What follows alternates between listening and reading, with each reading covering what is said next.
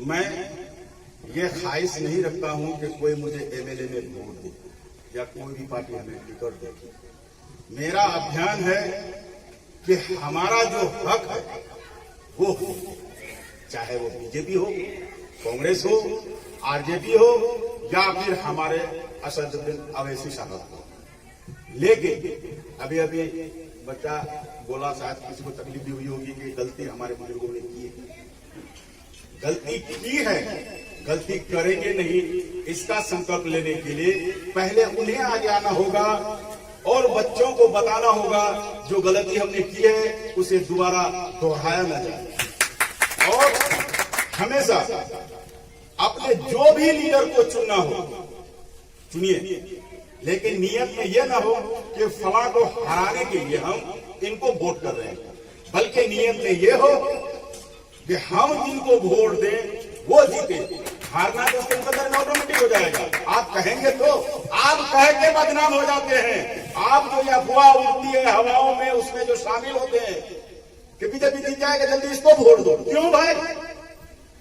BJP हार तब जाएगा जब आपकी वोट की जीत होगी। आप वो काम क्यों नहीं कर रहे हैं? आप नाम लेके ये क्यों कर रहे हैं कि उन्हें हराना है?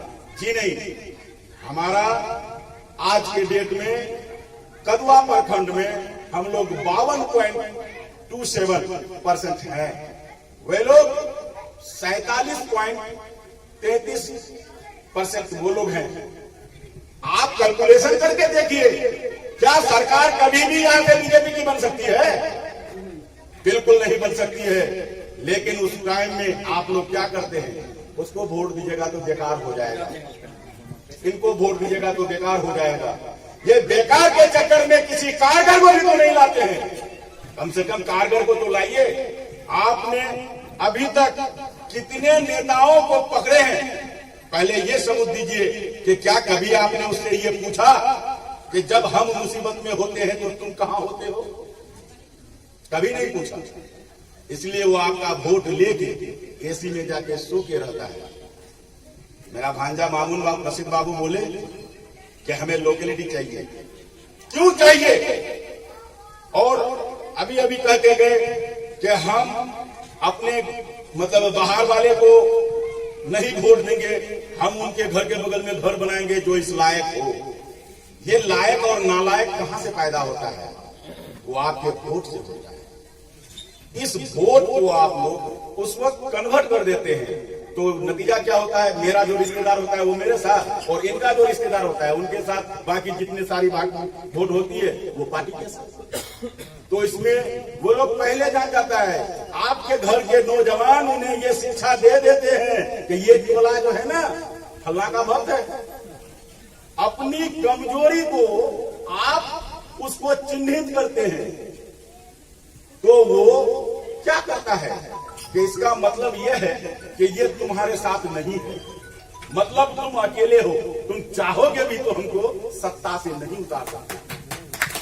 अपनी कमजोरी। आज हमारे यहां अंग्रेज शासन क्यों किया? क्योंकि जब यहां पर पहली बार उतरा था हिंदुस्तान की सरजमीन पर तो उन्होंने देखा कि एक आदमी 2 घंटे से अपने दांतों को दातुन कर रहा था।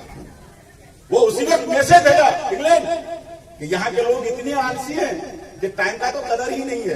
कुछ अगर लालच दिया जाए तो ये मेरे तरफ आएगा, क्योंकि वही आदमी 2 घंटा ब्रश कर सकता है जिस आदमी का घर में कोई काम नहीं हो। ऑटोमेटिक है कि उसके घर में तंगी आएगी, और जब तंगी आएगी तो वो पैसे के पीछे भागेगा। जब वो पैसे के पीछे भागेगा तो वो आपको खाएगा, पड़ोस को खाएगा, आपकी कमजोरी को पैसे की लालच में उन तक पहुंचाएगा। ये होने मत दीजिए। आप जिसको चुने हैं उसको बीच चौराहे पर खड़ा कीजिए, उससे पूछिए कि जीतने के बाद आप क्या करेंगे, हमें वो सबूत चाहिए। और जीतने के बाद उसका प्रोग्राम लीजिए वहां पर और कहिए कि ये आपका वोटर नहीं था। नहीं, उसको कहिए कि हम लोगों ने मिलकर वोट दिया है। आप हमें बताइए कि अब तक आपने कितना काम किया। उस वक्त तो आपके पास 65 योजना था, कम से कम 2 पर तो आप उंगली डालिए। जिस टाइम में ये कहना सीख जाइएगा, नेता यहां से भागना शुरू हो जाएगा, जान जाएगा कि ये लोग जग गया। जैसे इंग्लैंड वाले यहां से भाग गए कि अब भागो, अब हमारा राजनीतिक यहां नहीं चलेगा, क्योंकि हम भाइयों में अब लड़ा नहीं सकते। ये याद रखिए नेता किसी भी पार्टी का हो, हत्ता के बीजेपी का क्यों न हो, आप उससे पूछिए कि आप इलेक्शन में आए हैं तो हमसे वादा कीजिए क्या क्या काम करेंगे, और जीतने के बाद उससे पूछिए कि अब तक आपने क्या किया है। किसी में दम? खड़ा हो गए शकील साहब आ गए, वो कब्बा लगा के स्टेज में चढ़ के बाप रे हाथ कम से कम मिला लेते तो बहुत अच्छा होता। इसके अलावा कोई ख्वाहिश तो नहीं रहती है। आज तक माइक में खड़ा होकर किसी ने किसी से पूछा नहीं। वही अगर आपका भतीजा अगर रहता, कहां जाओगे? स्टेज में नहीं तो घर में तो खाना खाओगे ना। वहां बैठेंगे, तुमको पूछेंगे कि तुमको जो हम वोट देके वहां तक पहुंचाए, कमबख्त तूने किया क्या 5 साल के बाद भी वो पटना में ही रहेगा क्या? अगर काम नहीं करेगा तो घर तो आएगा ना। तब उससे सवाल पूछिए। बुराई को हटाने की जरूरत नहीं है, सच्चाई लाने की जरूरत है। सच्चाई लाइएगा, बुराई अपना रास्ता खुद ब खुद बदल देगा। ये संकल्प लीजिए, ना कि आज फला साहब का बेटा आया तो उसका पैर चुनिए, ना कोई फला साहब आया तो उसको वोट दीजिए। जिसको सवाल कर सकिएगा उसको लाइए, चाहे वो छोटा बच्चा क्यों न हो या फिर 80 साल का बूढ़ा क्यों न हो। जो कर्तव्य है जागिए। हम लोग अपनी कमजोरी को हमेशा बाहर निकालते हैं। आज हमारे बीच जो 2-4-5 आदमी आए हुए हैं, वो अपने दिल को अगर ठान ले कि हम इस मिशन को आगे बढ़ाएंगे, क्या नहीं लगता है कि अगला मीटिंग में 500 आदमी पहुंच जाएगा? पहुंचेगा या नहीं पहुंचेगा पहले बताइए। लेकिन हम ही लोग पहले बोलते हैं अकेला क्या करेगा।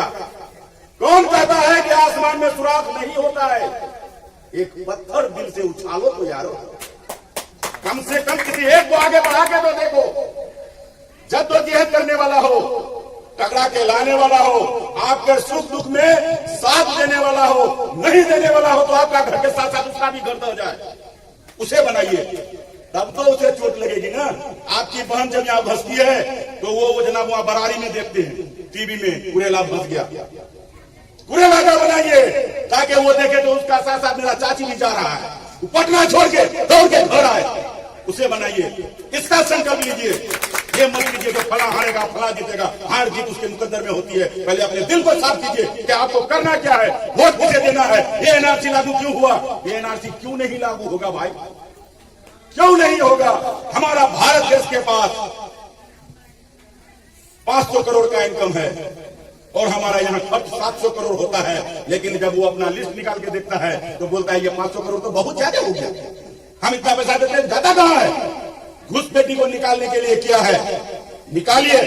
तरीका गलत है, नीयत गलत है, नीति गलत नहीं हो सकता है। कोई भी सरकार चाहती नहीं है कि हमारी जनता कोई दुख मुसीबत पर रहे, लेकिन उसकी नीयत में यह आ गया, टारगेट कर दिया एक कौम को। क्या? मुसलमान।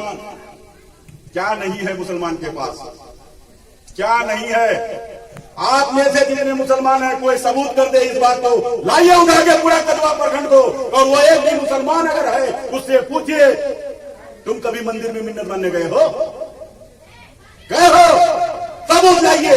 मैं चैलेंज करता हूं कि एक भी मुसलमान नहीं किया होगा। लेकिन आप अपने मज़ार में जाके देखिए कितने हिंदू जाके माथा टेकते हैं। मतलब हम उस वक्त में आगे थे। इस आगे को कायम रखने के लिए आपको आगे बढ़ के आना होगा। नहीं कहना होगा कि हम अकेले क्या कर सकते हैं।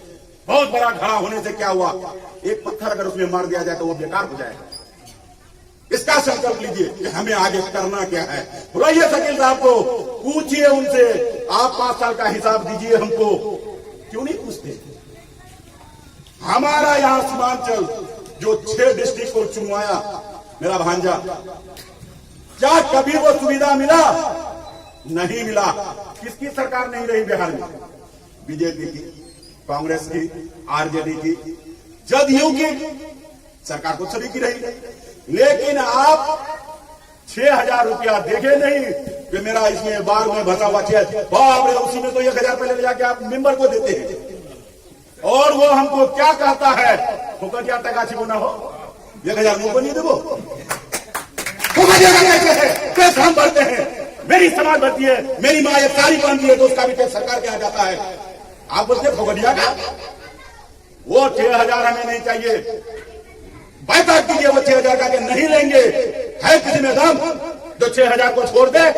मैं चैलेंज करता हूं कि 15,000 आएगा। लेकिन आप तो 6,000 भी नहीं लेना चाहते हो तो 5,000 में खुश। यही कमजोरी को दूर कीजिए, इंशाअल्लाह आपका कदवा का भविष्य बदल जाएगा। अपने लिए जब तक लड़िएगा कुछ नहीं मिलेगा, औरों के लिए लड़ना सीखिए, उसके बाद सारा मामला हमेशा के लिए खत्म हो जाएगा, जितनी भी गंदगी यहां पर है। इसलिए गुजारिश है, और एक कहावत भी है हमारे यहां, जब जागो तब सवेरा। कम से कम अब जाग जाइए और उस कैंडिडेट को, उस शख्स को सामने खड़ा कीजिए जो ये देखे कि चाची के साथ बहन भी जा रही है। तब एहसास होगा उसे कि हम कितने कमजोर हैं, तब उसको होगा ना। और अगर हम बरारी वाले हैं, हमको कदवा से क्या मतलब है भाई, 5 साल रह गए, नहीं दोगे वोट तो हार जाएंगे, कम से कम पेंशन तो हमेशा उठते रहेगा। यही लालच होता है, दूसरा कोई लालच नहीं होता है। अगर उसको सीट का लालच होता, कम से कम 50% तो आदमी उसको पहचानता भी नहीं है। आजकल फेसबुक में देख के पहचान लिया होगा। क्यों? आप उन्हें बनाइए जिसे 24 घंटा अपने नजर के सामने देख सकते हैं, उसके घर तक जाके उसको ये जवाब दे सकते हैं कि आने वाला दिन में तुम याद रखना, वो जवाब मिलेगा जो जिंदगी में खड़ा होने के हिम्मत नहीं करोगे। इस चीज को अपने जेहन में बैठाइए और हम